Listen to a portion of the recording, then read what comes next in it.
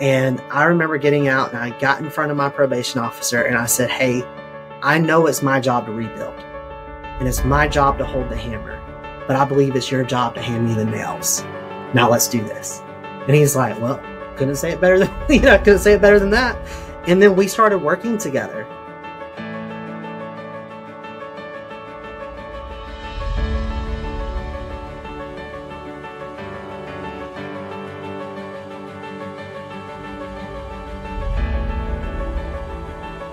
Welcome to the Path Forward podcast. I'm your host, Augie Ghilarducci, and this is our episode number 10. I'm joined today by Noah Asher, who actually met us through Crystal, and I've talked about Crystal before, Director of Reentry Services at Second Opportunity. And she and you contacted, and she said, I found somebody that's going to be a great guest for the podcast, and that's how this came to be. And fortunately, he's also located in Georgia, so he was able to come up this way. So, Noah, welcome. Thank you for taking the time and taking the effort to come in and see us. Yes, thank you. I love what you guys are doing. And when Crystal and I spoke, it was just automatic. We were on the same page.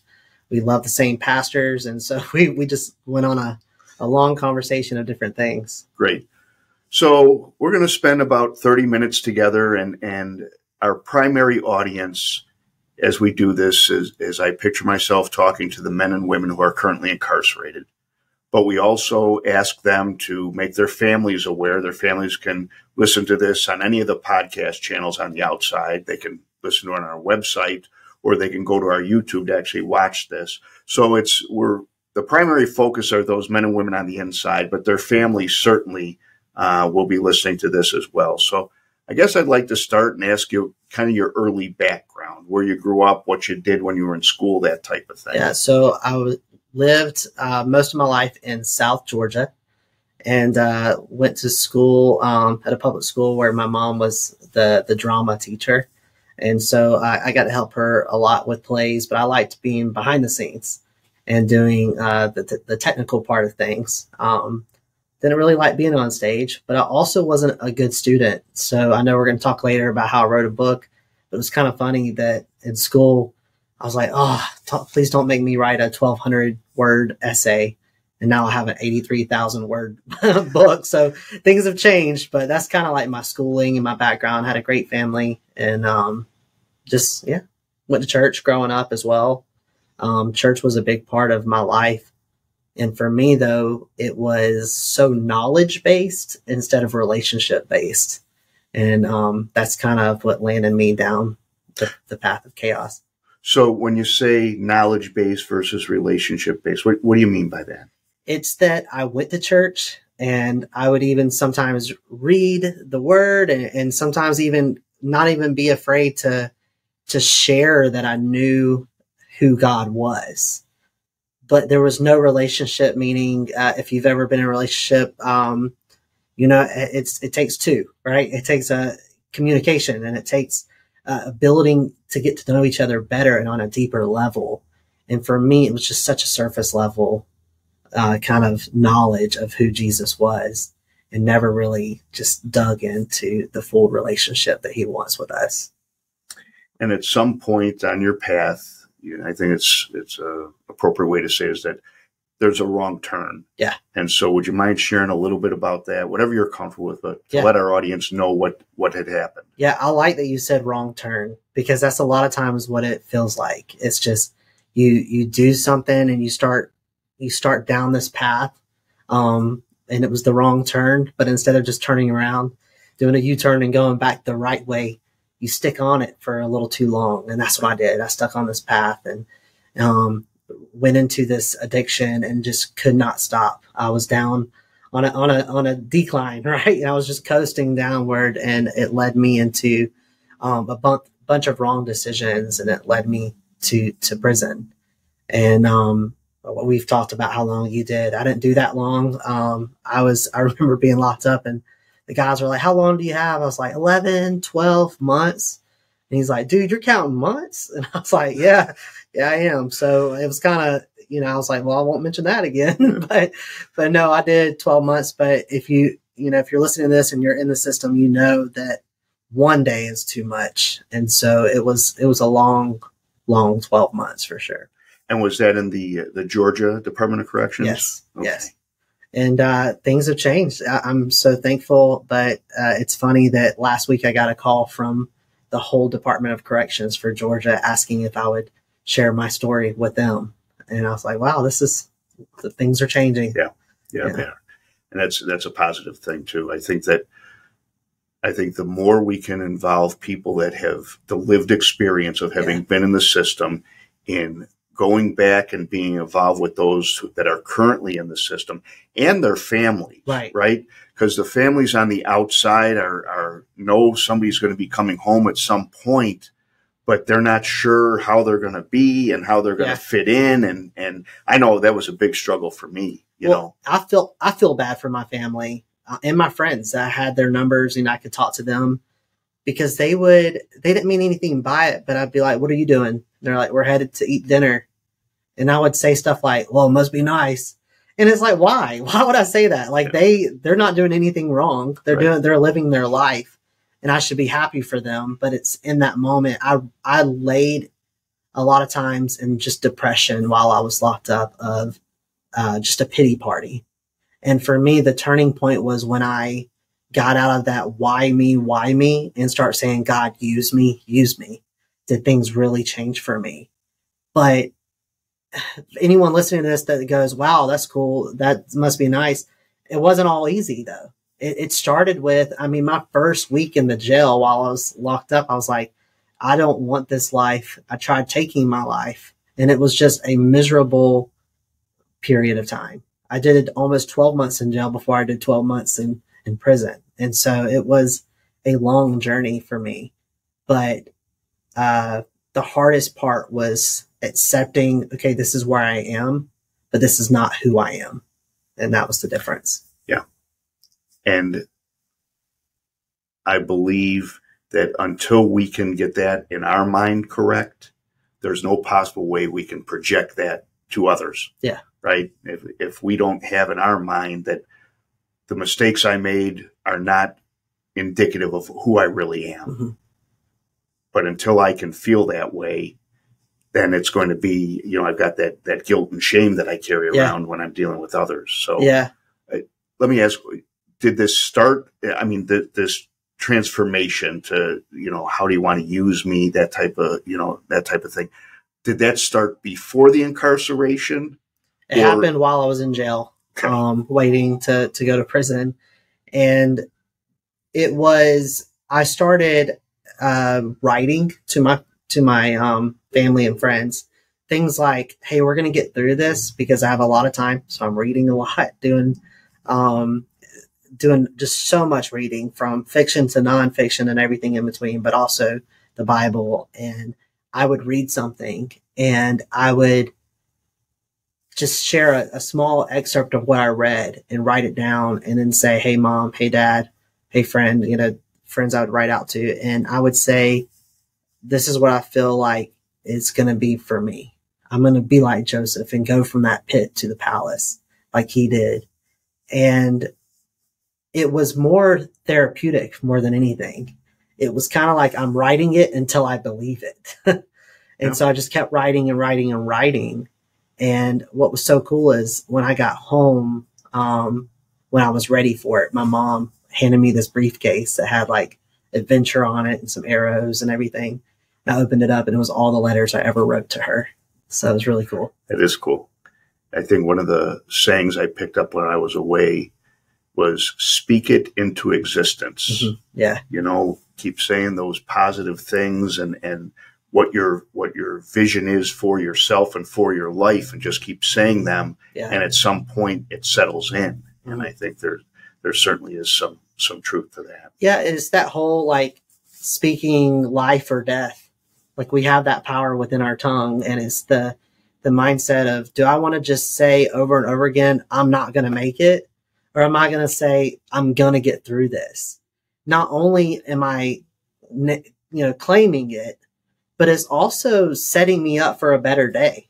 If I'm saying, oh, I'm not going to make it, then I'm not going to have a good day. I'm probably moping around. I'm sulking instead of sharing. And that's what I wanted. I wanted to break that chain. And I couldn't break it physically because I was locked up, but I wanted to break it emotionally and spiritually to say, okay, this chain is broken. I'm not going to allow this to define me any longer. So I'd like those that are viewing this now to see, I'm holding up a book. This is Noah's book, and he's going to talk about that in a little bit here. But so what I'd like you to talk about and talk to the audience about is you're on the inside. First you're in jail, then you're off to prison. And so you're having some kind of a awakening, the way that you see yourself, what you see your future being, that type of thing. But what are some of the things you did while you're still on the inside that converts to a man who gets out and writes a book? And you're going to talk about some of the other wonderful things you're doing to create opportunities for other people. Yeah. But what were some of the things you did on the inside to bring you to the point that you're able to author a book? Yeah, I love that question because it's so important. I wish I would have had podcasts like this while I was locked up to encourage me and remind me to not waste that time. That you're only given one life, and the reality is you are sitting in this sentence right now going, okay, well, in a year I'll be free. 10 years I'll be free. And you're thinking, oh, life starts when my sentence ends. But your life is going right now. And that is so important to hold on to, is that you're living your life now, and you can use those moments now to make a difference. For me, it was writing, but I also read so much. There's a pastor named Mark Batterson.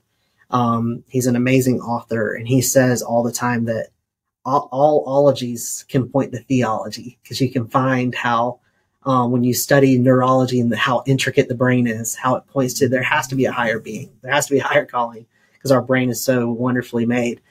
And so with that mindset, I started reading a wide variety of books. I would go from reading a Christian book to, of course, reading the Bible, but also reading fiction. I would read, nonfiction, like books about Abraham Lincoln. Mm-hmm. And I would use all of that to just grow me and learn something new while I was locked up.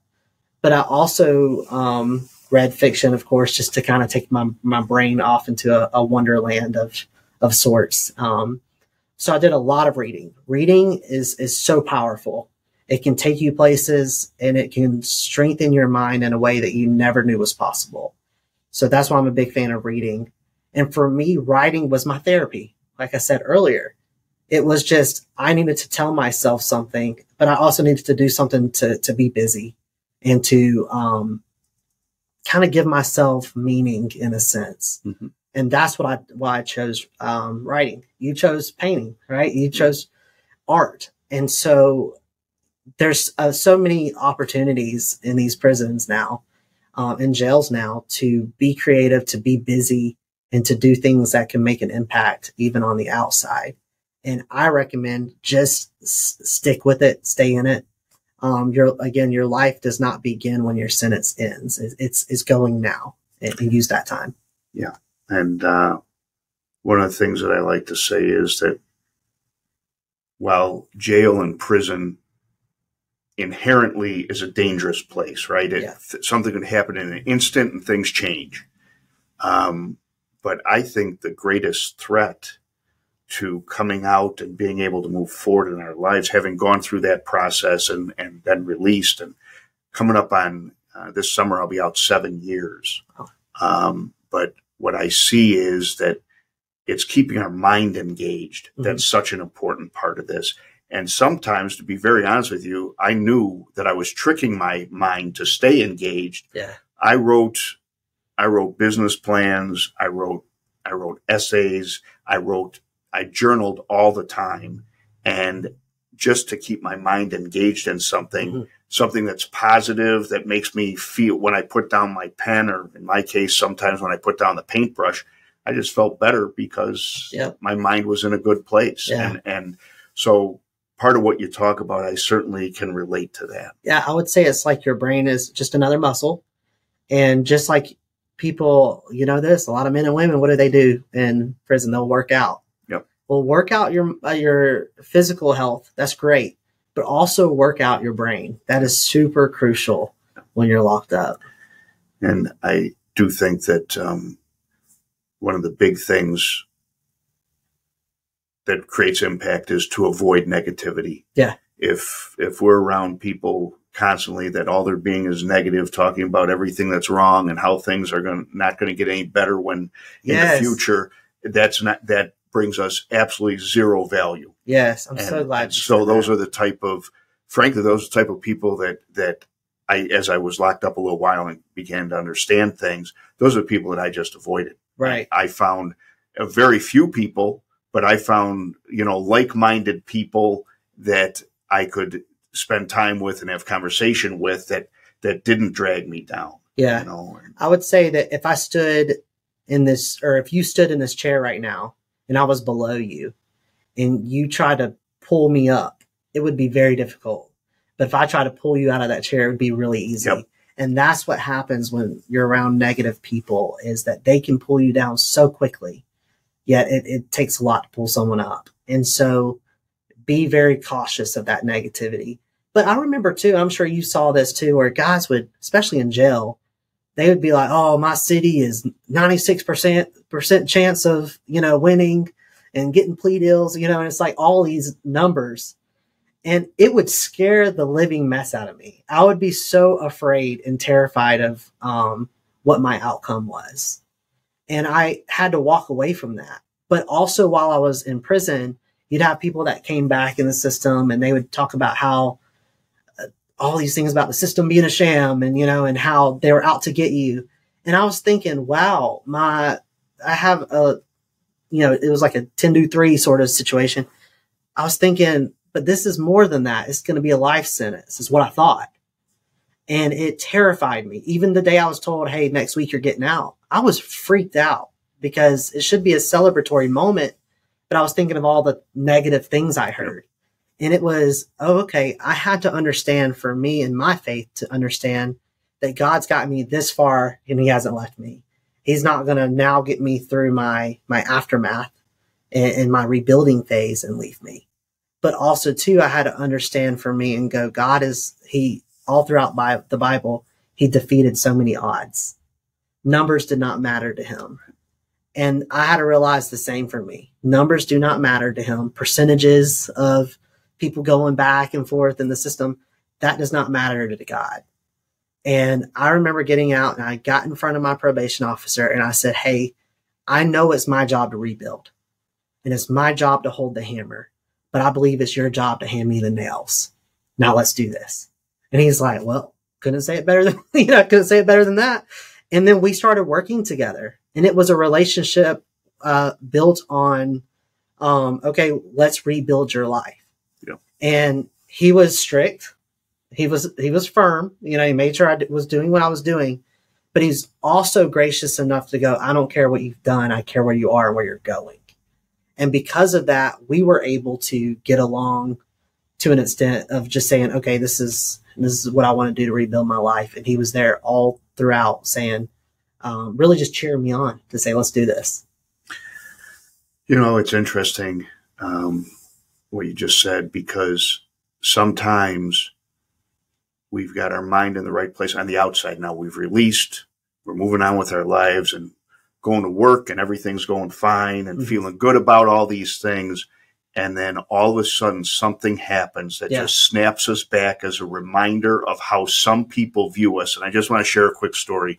So Second Opportunity, we provide reentry type programming on tablets and what have you in jails and prisons around the country. And I was just invited. We were contracted to go into a couple of facilities in the Florida Department of Corrections. Now, when I put together our package, the first paragraph is saying I was locked up for 13 years and I saw recidivism and I saw what worked to help people to move forward. And that's where this comes from. Yeah. And so they know all this.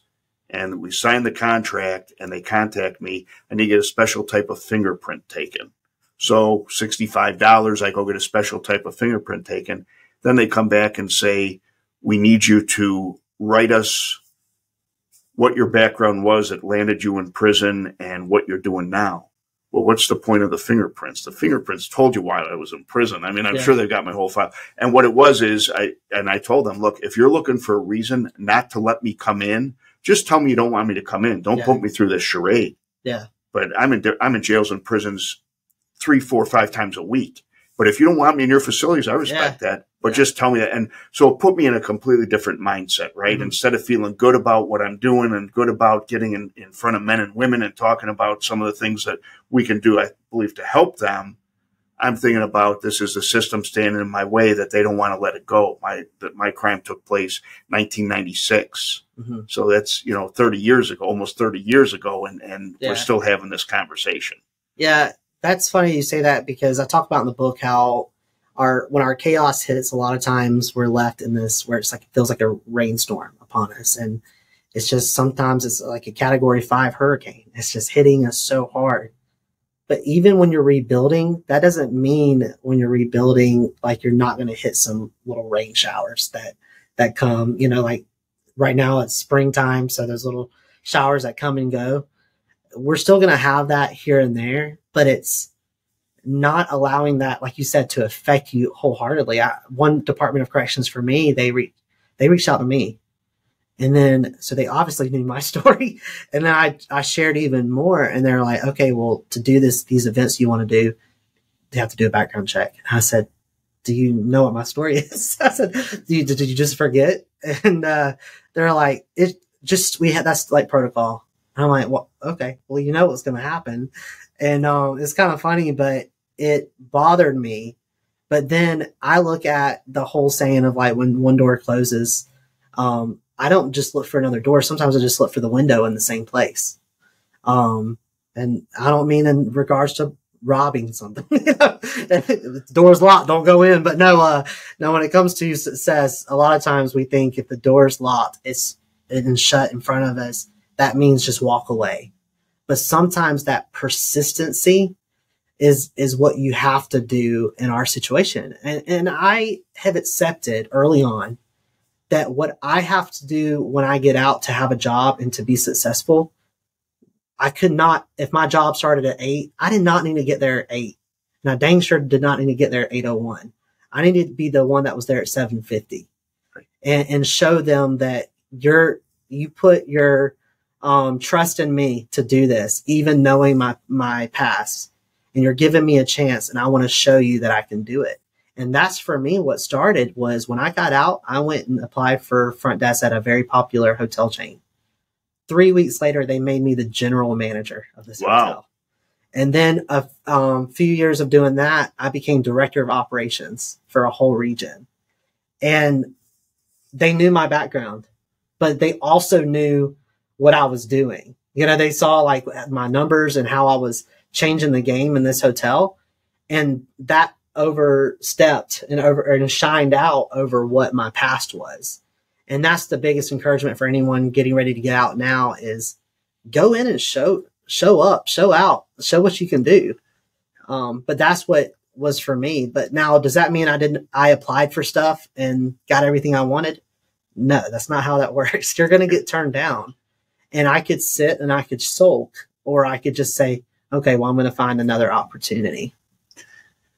SHRM, the Society of Human Resource Managers. It's an organization throughout the country of professional human resource people, hiring managers, and so on and so forth.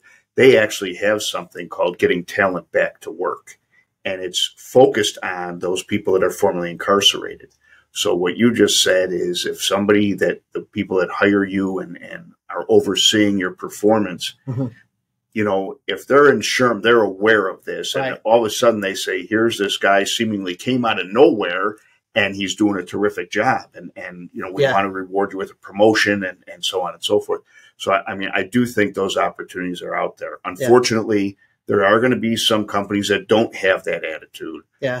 But I do think I can certainly say since I started in the system until today, there's been a massive shift of opinion about fair chance hiring and giving people that have gotten out the opportunity. So we've talked about what you were doing on the inside, but I really want to reserve time to let you talk about what you're doing now, what you've done since you've gotten out. Yeah. You start to share about the hotel, but kind of take us through how it ends up being this book and some of the other consulting work that you're doing. So this book is a product that I would say a majority of it started being written while I was locked up, which is so awesome. When my mom handed me that briefcase and it was all the stuff I had been writing to her, I was able to then take it and start typing it and formulating stuff, because I asked myself, what did I need when I was locked up? And I felt like it was hope, help, and then humor. I think when you can joke about your situation,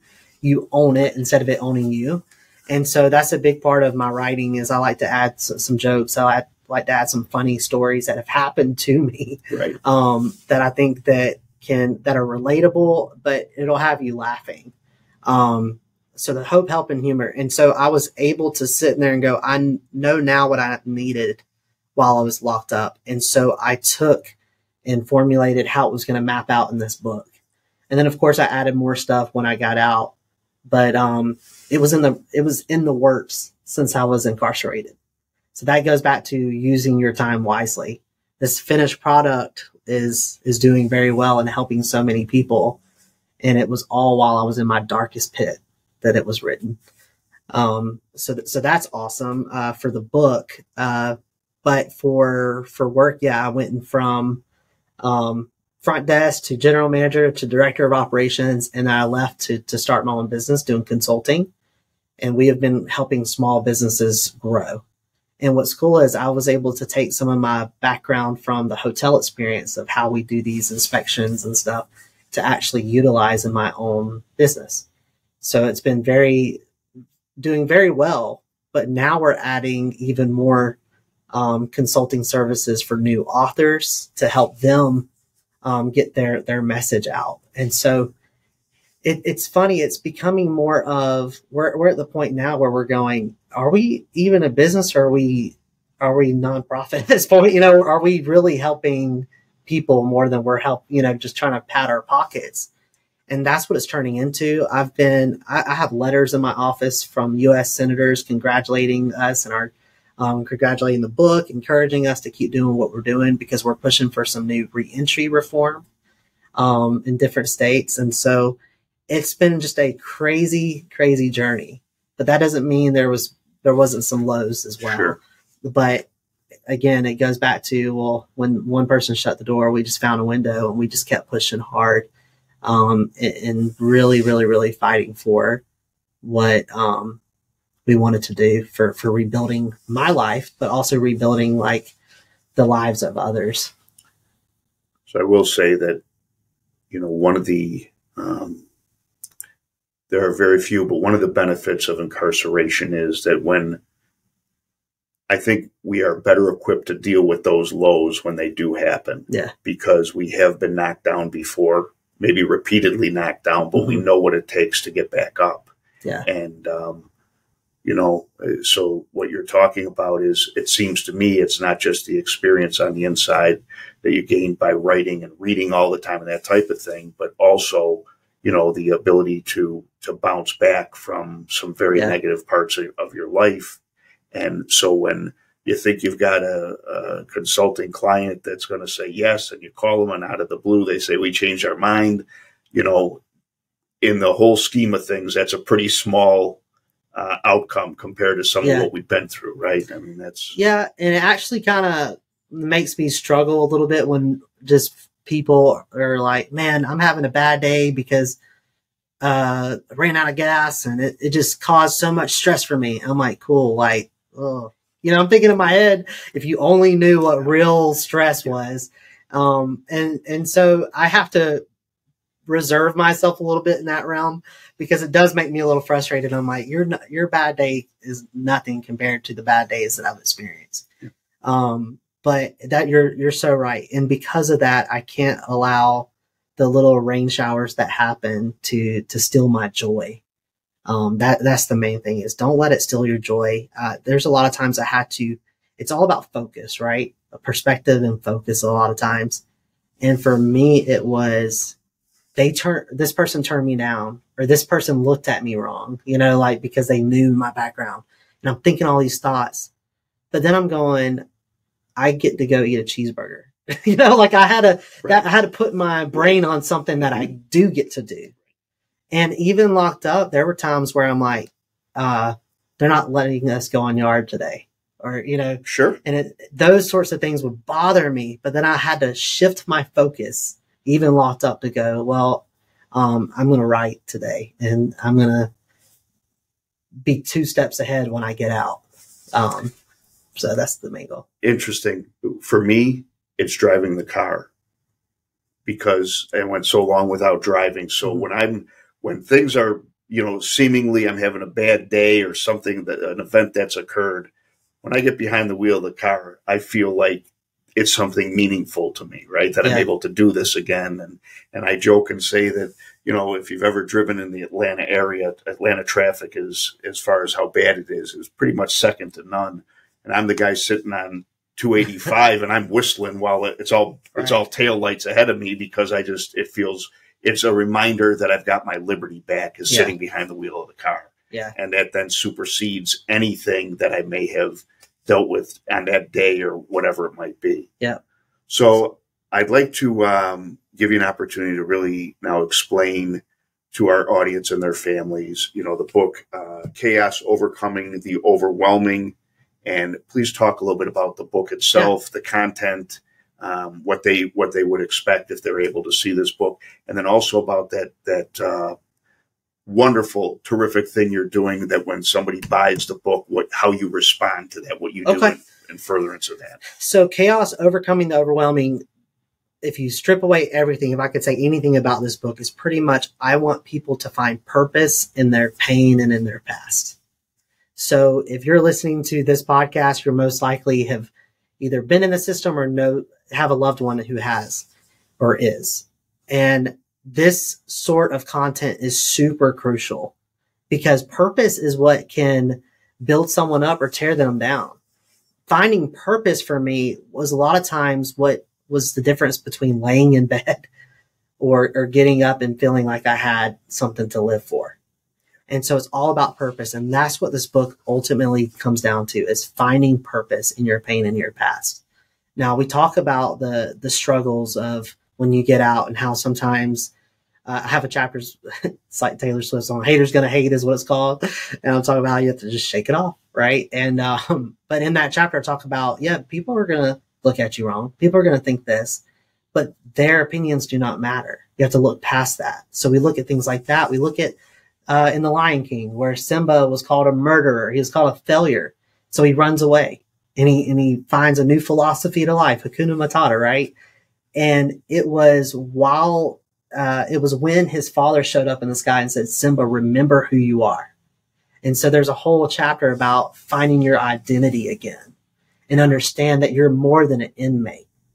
And I put it this way, is you're not a lost cause, you're a found child of God. And having that difference, and understanding that there's more to your life than what you were called. And so there's all sorts of stuff like that in this book that are going to lead people to helping find their purpose again, and understanding that no matter their pain, no matter their past, there's still a calling upon their life to do something great. And you're living proof of that in what you're doing here. And I'm thankful that I have the opportunity to do that as well. This book, though, is not only for people incarcerated, it's for anyone who's experienced chaos. So if you're listening to this and you're hearing this podcast and you're struggling with addiction, rejection, loneliness, divorce, this book also talks about that, because the reality is the word chaos is such an interchangeable word. For some, it is incarceration. For some, it is illness. For some, it's the loss of a loved one. But while we all experience different forms of chaos, we can all overcome our overwhelming moments. But because of being incarcerated, one thing that I wanted to do from day one when we decided to publish this book was I wanted to not get any of the proceeds. And because of that, all proceeds for this book provide copies for prison libraries and rehab centers across America. Wonderful mission. That's really terrific. So we were talking before we actually started recording the podcast that I know some of you out there are in places that are not giving you possession of physical books anymore. I know that because of a number of issues, that's become the mail is being scanned and you're reading the mail on your tablet, that type of thing. So one of the things that we spoke about before we started to record this is the fact that these tablets, I'm sure would love to have his book on there, and so that it could be read on the inside by so many people and give them access to it. Yes, I'm glad you said that, because that is something that our end goal for this book is to have it available for tablets for free. We're not trying to make money off of this. We're really truly believing in the product. I'll put it this way: is I want to bring the brightest of lights for people in their darkest of pits. I understand the system is dark and it can be very lonely. It can be very full of zero purpose. And so that's why I believe in this book. And I want to make sure that we get that word out. And if it means putting it on every tablet, that's what we will do. But it does mean that people have to buy it. So if you're listening to this and you're in the system, tell your family about it, because they can relate even on their end of things. Sure. But if you're listening to this and you're out of the system, yes, please read it as well. Please inform your loved ones to check this book out, because again, it's just so crucial. There is an ebook version of it too, so if they can download books that way, and they want to pay the $2.99, they can do that now currently. Yeah. Until we get it for the tablets. That's great. Noah, thank you. Thanks for your time this morning. Just so you know, the book, Noah's website, it'll all be on our website, secondop.com. Your family can check that out and kind of follow the trail and his story and the work that he continues to do. The idea is to produce podcasts that men and women on the inside can watch and walk away from feeling just a little bit better, because they've heard a story that lifts them up a little bit. And you certainly did that. So I appreciate it very much. Thank you for joining us here. Again, my name is Augie Gillarducci. I'm the host of the Path Forward podcast, which is supported by U-Turn Health and Second Opportunity. And that's what allows us to bring these videos into your tablets in jails and prisons around the country. So thank you for joining us, and we will see you next time. I hope you've enjoyed this episode of the Path Forward podcast. Before you go, we'd like to hear from you. Please feel free to send us your questions or topics you'd like to hear on a future episode at P.O. Box 3411, Peachtree City, Georgia, 30269. It may end up that your question will be a featured episode. Until then, keep your head down and keep moving for the door.